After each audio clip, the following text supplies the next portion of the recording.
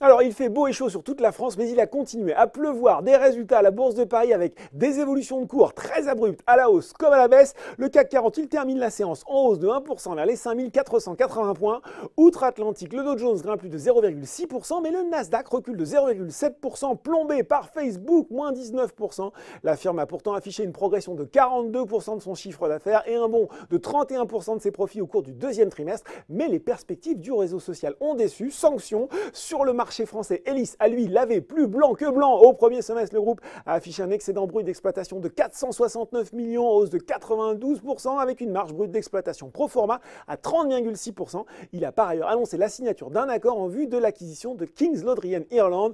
Derrière, Target et Europcar Mobility ont aussi profité de résultats bien orientés. Le groupe de location de voitures a ainsi renoué avec les profits au premier semestre avec un bénéfice net de 20 millions. Et sur le CAC 40, c'est Airbus qui a survolé les hausses grâce là aussi à de bons semestriels.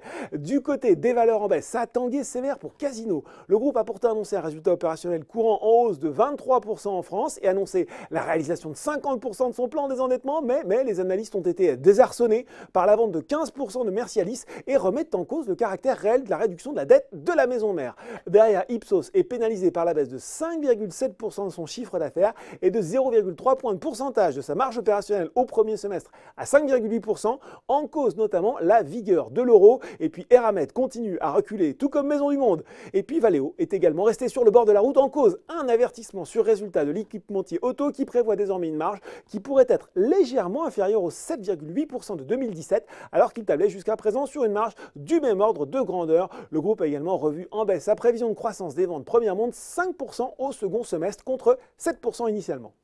Voilà, c'est tout pour ce soir, mais n'oubliez pas, le reste de l'actu éco et finance est sur Boursorama.